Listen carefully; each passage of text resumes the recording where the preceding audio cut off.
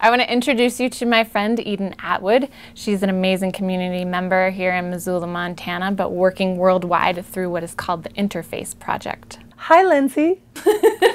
Tell me about your sexuality. My sexuality is hetero-flexible, cisgendered, but with an intersex identity as well. What does hetero-flexible mean to you? Mostly heterosexual. I'm attracted to the opposite gender of my own, but I've had some experiences that were lovely with women too. What does cisgendered mean to you? Cisgendered means that you are born with a body and a gender identity that match. And what does intersex mean to you? Intersex is a broad category for a lot of conditions where a person's genital or reproductive anatomy or a chromosomal pattern doesn't fit within the typical definitions of male or female. So it breaks a gender binary.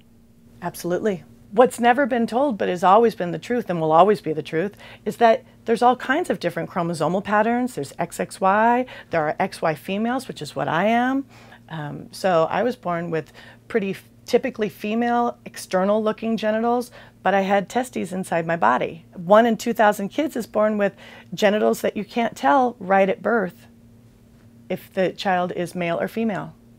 And really tragically and horribly what happens is, out of a great deal of fear and prejudice, a scalpel is raised in order to normalize the genitals and to force a gender identity on a child. What's the solution?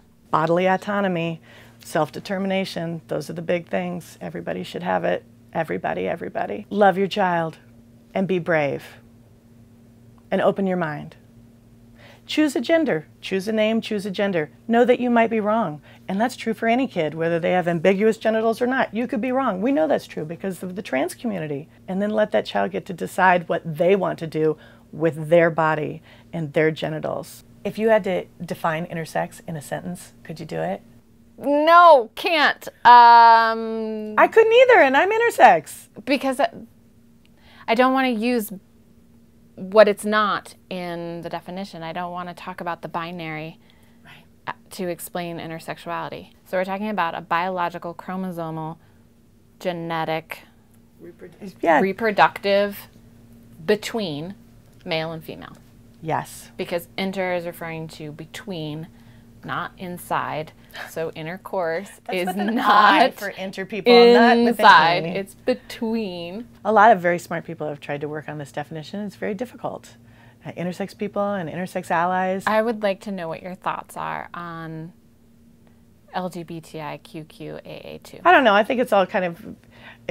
I think we still need it so that people know what the various things are, but we're going to have to keep adding, and we're going to have to keep adding, and then finally at a certain point we won't need that anymore because it will just be. I think that the letters we call alphabet soup are supposed to be a community that is inclusive, and by pulling allies out saying that they aren't sexual minorities and they don't deserve that recognition as part of this specified picture here of letters, that we are being exclusive and it's a reverse discrimination. I don't like it.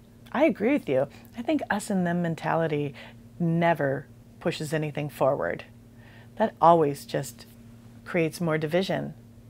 And what if the letters really, all they actually mean is that you are an ally to every other letter that's being represented?